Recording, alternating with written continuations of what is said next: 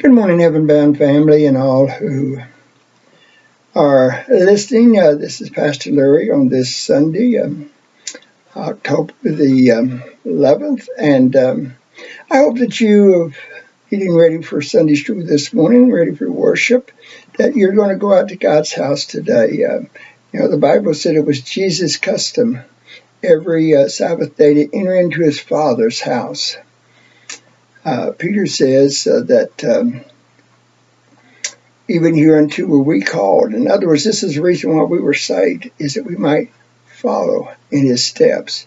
I hope you'll follow his steps to his house tomorrow. I guarantee you, you go and you'll find Jesus there. For he says, "For two or three are gathered together, I will be in their midst." And he says to the saints of God, "I will never leave thee nor forsake thee." And so when we enter into God's house to worship him, my friend, our soul is satisfied with the goodness that we draw from fellowshipping one with another, from the feasting we get from feasting off of God's Word, from the comfort we find in worshiping together.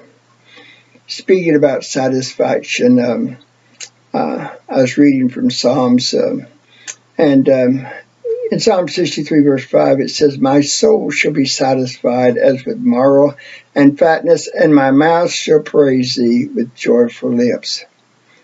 I mean, that's the satisfaction that comes when we enter into God's house, when we worship God. He says in Psalms 103:5, "God satisfies thy mouth with good things, so that thy youth is renewed like the eagle."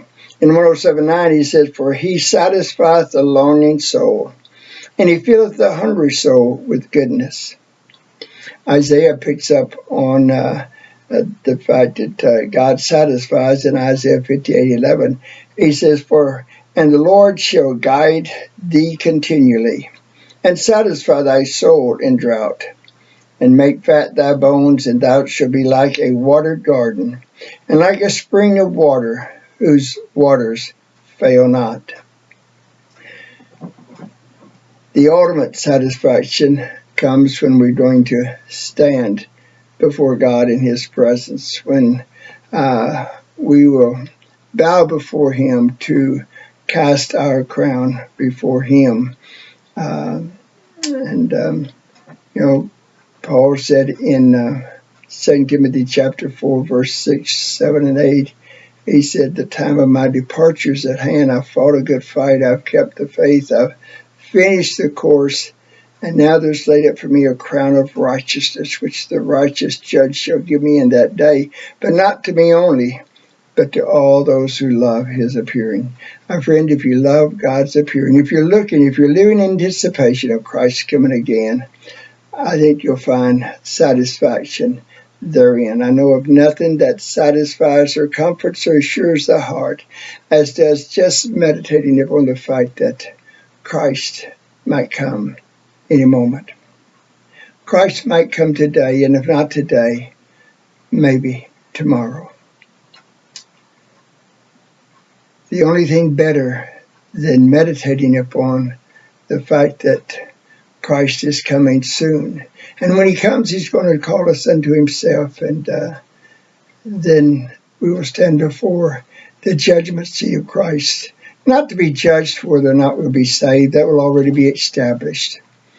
But to be judged according to the things that we've done in this life, and those things that we've done with a proper motive, with a desire for glorifying God. My friend, those things are going to be like gold, silver, and precious stone that doesn't perish in the fire of God's judgment. And we then will receive a reward for all of those things. How important it is that, my friend, we labor here that we might reap the reward there.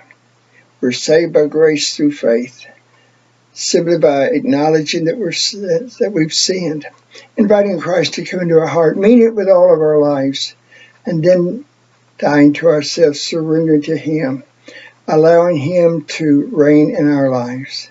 My friend, when you do that, you'll find it brings peace and joy and contentment and satisfaction here in this life. But then there's a life to come. David wrote in Psalm 17:15, when he was fleeing from Saul who wanted to kill him, and he prays there in Psalm 17 for God's protection. But in verse 15 he says this, as for me, I will behold thy face in righteousness. I shall be satisfied when I await with thy likeness. David was confident that Christ's imputed righteousness had been placed upon him, that one day he was going to stand before God and behold him face to face, and that when that day come, then he would take on Christ's righteousness. John tells us in 1 John chapter 3,